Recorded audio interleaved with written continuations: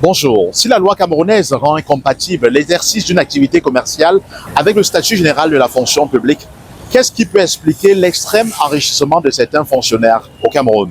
La question mérite d'être posée au regard du contexte actuel où une certaine polémique enflamme la toile concernant un haut cadre de l'administration camerounaise.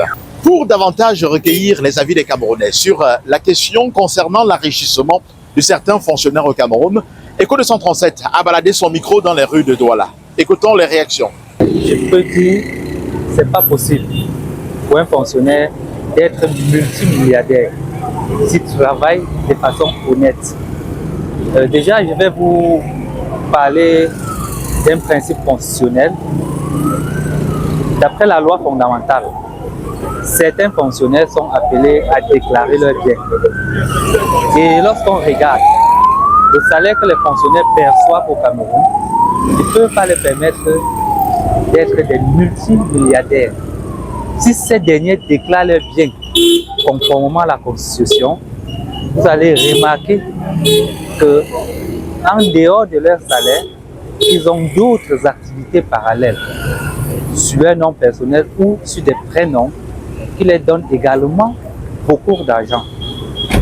Il peut s'agir des activités légales ou illégales dont je peux taire les noms parce que je n'ai pas de preuves en main. Mais toujours est-il que sur la base de son salaire, je ne suis pas certain qu'un fonctionnaire soit multimilliardaire plus qu'un homme d'affaires. C'est tout ce que je peux vous dire.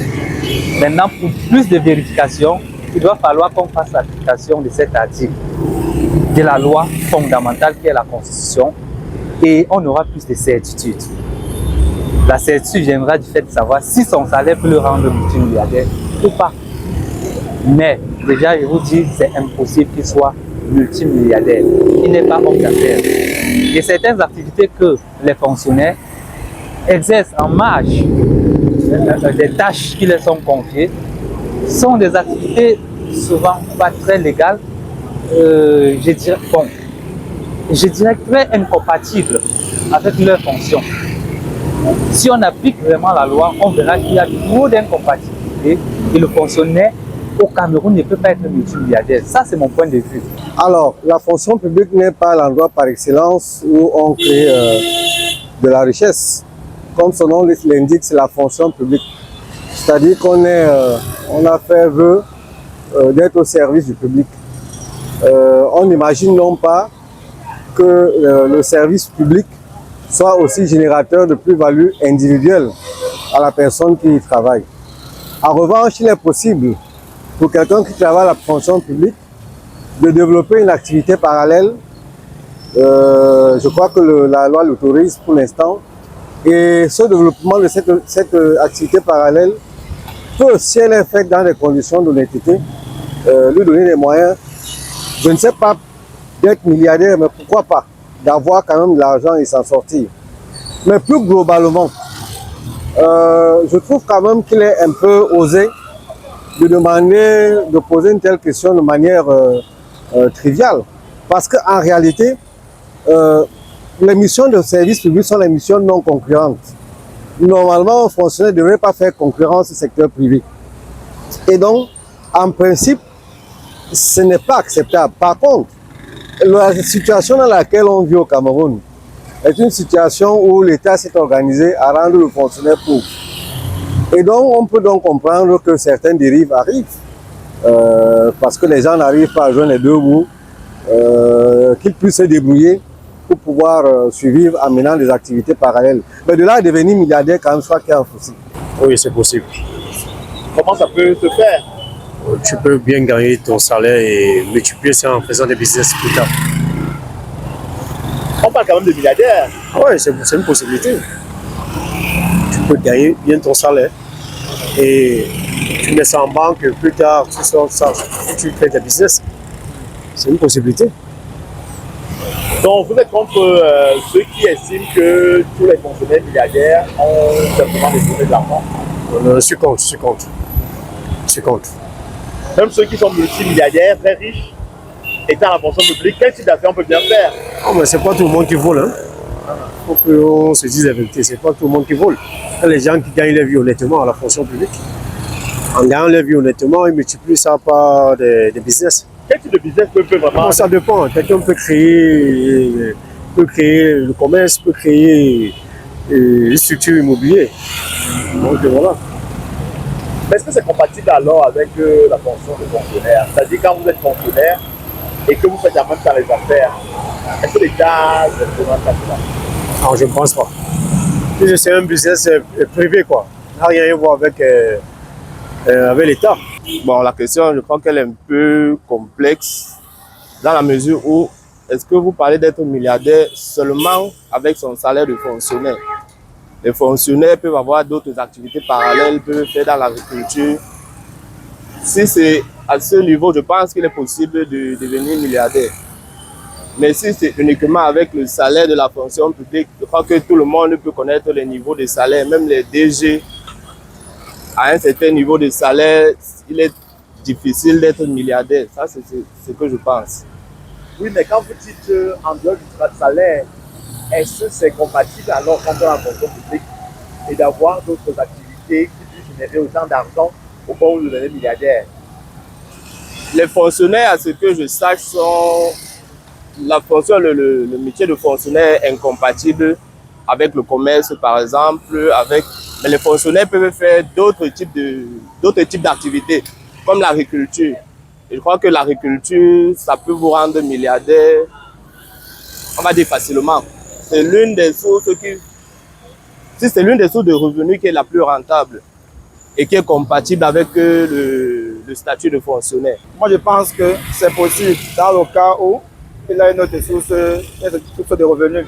Et d'où l'importance de la fameuse déclaration de l'article 66. Que les gens devaient déclarer leurs biens avant d'entrer en fonction, ce qui permettrait de faire le rapprochement entre son moment d'entrée en fonction et son départ, pour justement justifier si en fonction de son revenu, il a la possibilité d'être milliardaire ou pas. Donc je pense que c'est une question qu'il faut voir. Je pense à la base qui permet de définir ça. Si avant de prendre fonction, il avait déjà des activités qui lui permettaient de générer un certain revenu, là c'est possible d'être milliardaire. Mais si avant ça, il n'est que simple fonctionnaire tel qu'il est là, même après 50 ans de travail, je ne pense pas. Je regarde un gros salaire, vous mettez quoi dans le gros salaire? Le gros salaire c'est combien? Même si c'est 2 millions. Et c'est 2 millions les charges. Il faut voir, est-ce qu'il est en location? Est-ce qu'il a construit? Tout ça, ensemble de choses. Être milliardaire, c'est pas chose aisée. Il faut travailler. Et il faut avoir un certain type de revenu. Donc même si, pour moi je pense que c'est compliqué. Je pense que c'est compliqué, surtout dans le contexte camerounais. Peut-être à l'étranger, je ne sais pas, mais au Cameroun, je pense que c'est un peu compliqué. Non, pour moi c'est impossible. Moi je pense que le fonctionnaire au Cameroun est régi par la loi. Donc il est impossible pour un fonctionnaire d'être milliardaire. Parce que ce soit en termes d'indemnité, en termes de salaire, tout ça est régi par la loi. Donc c'est quasiment impossible. Sauf si le fonctionnaire peut-être parallèlement à une autre activité, mais jusqu'à là je ne pense pas. Oui, mais s'il déclare, parce que la loi lui permet aussi de déclarer certaines activités parallèles, si c'est le cas, et qu'on lui donne l'autorisation, c'est-à-dire de mener ces activités-là, est-ce qu'à travers son salaire, tout calcul fait, il peut devenir milliardaire? Pour moi, je ne pense pas, dans la mesure où j'estime qu'un fonctionnaire qui mène une activité secondaire ne peut plus travailler normalement. Parce que cela demande une certaine organisation. Donc, pour moi, c'est quasi impossible. Et puis encore, si c'est un milliardaire, ça veut dire qu'il y aura incompatibilité. Il va devoir privilégier son activité au lieu de privilégier la fonction qu'il est. Comment expliquer dans le Cameroun ce soit le cas qu'il y ait beaucoup de milliardaires fonctionnaires? Bon, je ne sais pas, c'est eux qui savent comment ils font. Mais je dis, c'est pas possible quand même. Dans le contexte camerounais, pour qu'un fonctionnaire devienne milliardaire, il faudrait qu'à partir de son salaire, il puisse avoir des personnes qui peuvent créer des entreprises et donc lui, il va suivre de par des rapports. Bon, d'autre part, il faudrait que le fonctionnaire, en même temps, puisse être celui-là qui a la main mise sur le patrimoine public et se sert à sa guise afin de générer d'autres entreprises et les fructifier. Donc voilà un peu les deux pans sur lesquels je peux m'investir et essayer d'étayer selon moi. Donc pour qu'il soit fonctionnaire et être milliardaire, il aurait premièrement à partir de son salaire aiguisé des personnes qui sont en train de travailler pour générer d'autres entreprises, mais parallèlement, il faudrait qu'il soit aussi celui-là qui est en train de se servir des caisses de l'État pour pouvoir devenir milliardaire. Est-ce que ce serait légal alors si on prend en compte justement votre argumentaire? Ok, la question de l'égalité maintenant va aller sur le fait que déjà chez nous, il n'est pas très prudent de parler de légal ou de pas légal parce que nous nous rendons compte à un certain moment que ce qui n'est pas légal devient légal. Donc, si bien que même le vol peut devenir légal. Ah, c'est impossible. Surtout dans notre pays, le coût de vie est d'abord trop cher et les salaires sont vraiment elles sont très faibles, très petits. Alors, travailler au Cameroun, fonctionnaire et devenir milliardaire, je pense que c'est impossible. Mais comment expliquer que d'aucuns le deviennent? Ah, ils deviennent, peut-être qu'ils passent par des canaux dont eux seuls maîtrisent. Ils passent par certains canaux. Certains appellent même arrondir les fins du mois. Bon. Et surtout la corruption qui gangrène d'ailleurs le pays en est à l'origine. Et il y en a qui ne touchent même pas leur salaire. Grâce à cette corruption, ils se font des épargnes assez colossales. Il y en a qui ont évoqué le secteur immobilier comme étant un secteur assez rentable. Donc, j'estime que même sans avoir un capital énorme, on peut tomber sur une opportunité dans le domaine immobilier de devenir milliardaire. Est-ce que ce n'est pas faisable aussi pour un fonctionnaire? Mais un fonctionnaire, dans le domaine, il doit d'abord investir pour acquérir d'abord cet immobilier. Quand tu n'investis pas, est-ce que l'immobilier là, tu vas le trouver en route? Jamais. Pour avoir l'immobilier, il faut d'abord investir. Et ton investissement viendra de ton salaire. Donc, vous voyez que c'est impossible. Et si on faisait un temps soit peu fidèle à la loi, le fonctionnaire camerounais, peu importe sa catégorie, peut-il s'enrichir ou alors devenir milliardaire au travers de son unique salaire? Mesdames, Messieurs, la question vous est également posée. Vous pouvez réagir en commentaire en donnant votre avis. C'est ici que prend fin notre micro-trottoir réalisé dans les rues de la capitale économique Douala. Je suis Thierry Kouyaté, journaliste reporter d'images pour le compte d'Éco 237. Merci de nous avoir regardés. Continuez à liker, à commenter, à partager nos publications et surtout, n'oubliez pas de vous abonner sur Éco 237, la chaîne de valeur. Come home without leaving your comfort. You built your life elsewhere, but your heart never truly left Cameroon. Between the dream of returning and the fear of investing from afar, many projects remain on hold. Unfinished construction, uncertain land titles, unpleasant surprises. But what if it could be different? Express Immobilier La Vallée makes it possible. High-end villas already built, titled and fully secured in Douala, Yaoundé and Kribi. 4 to 6 bedrooms, modern European finishes, 24-hour security in residential neighborhoods. No construction stress, no uncertainty. Just one thing.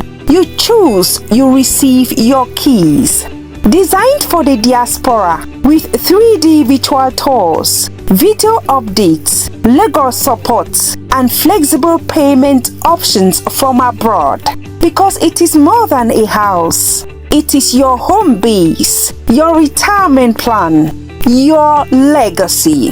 Express Immobilier La Vallée, high-end living in Cameroon without compromise. Book your private online visit today by contacting Ecos 237 USA on +1 301 613 5865.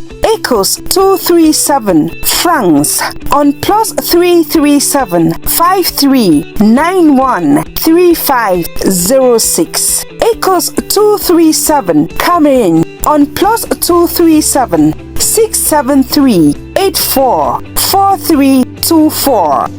You can equally benefit from an exceptional discount on the purchase price. Yes, you heard that right. An exceptional discount on the purchase price. This is a special offer brought to you by Ecos 237. Because coming home should be a pleasure, not a risk.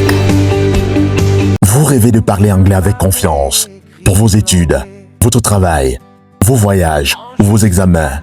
Alors cette opportunité est faite pour vous. À Professeur Wele Academy, nous aidons les francophones à apprendre l'anglais rapidement, en 4 mois seulement, grâce à une méthode simple, pratique et efficace.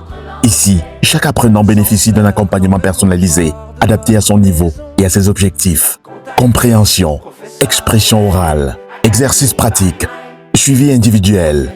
Tout est mis en place pour vous faire progresser dans une ambiance motivante et professionnelle. Rejoignez notre prochaine session de formation du 30 juillet au 13 novembre 2026 et développez enfin votre confiance en anglais. Bonus spécial, les 10 premiers inscrits bénéficieront d'une réduction exceptionnelle. N'attendez plus, inscrivez-vous dès maintenant via l'adresse email professeurweleacademy@gmail.com ou contactez-nous via WhatsApp au +1 202 276 5592. Avec Professeur Wele Academy, l'anglais devient facile et épanouissant avec le soutien d'Eco 237, média partenaire.